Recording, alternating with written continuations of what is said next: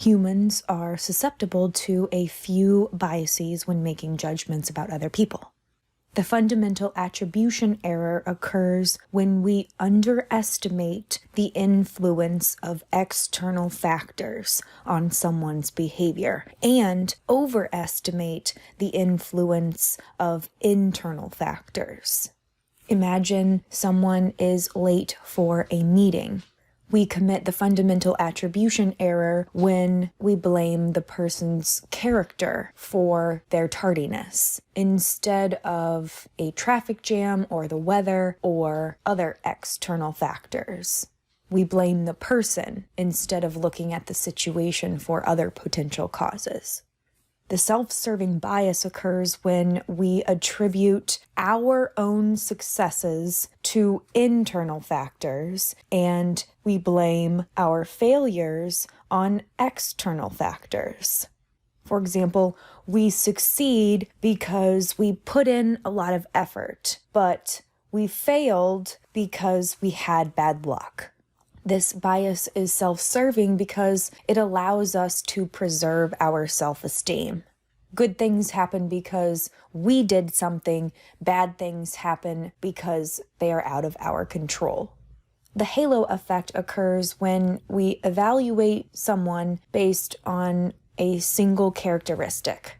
We might associate our highly intelligent employees with a number of other positive qualities like conscientiousness, extroversion, high performers, loyal, committed, and so on. The problem is we then ignore important information that helps us make a more accurate judgment. One good quality leads us to have a generally positive evaluation of someone, whereas a single negative quality can lead us to have a generally negative impression of someone. Sometimes our attributions of one person are influenced by our attributions about someone else. We call this the contrast effect. Imagine you spend the first half of your shift working with a pessimistic person. Your perceptions of the people you interact with during the second half of your shift may be more pessimistic than normal. Their negative mood colors your perceptions of other people, making them all appear more pessimistic. Another way that contrast effects might impact organizational behavior is through the order in which people are interviewed, trained, or evaluated.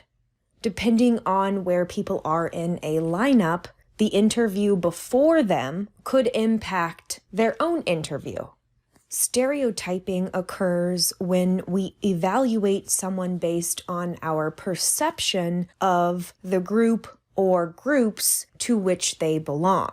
Stereotypes are generalizations, blanket statements about entire groups of people that are more often than not inaccurate and negative. Stereotypes can be positive in the sense that they attribute positive qualities to groups, but the effects are generally not positive.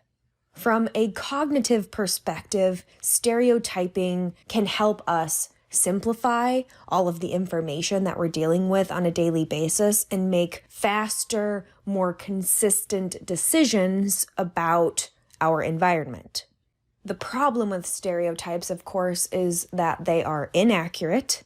The application of them can be illegal, the application of stereotyping being discrimination, and incredibly limiting. Stereotypes don't allow us to see the uniqueness in individuals.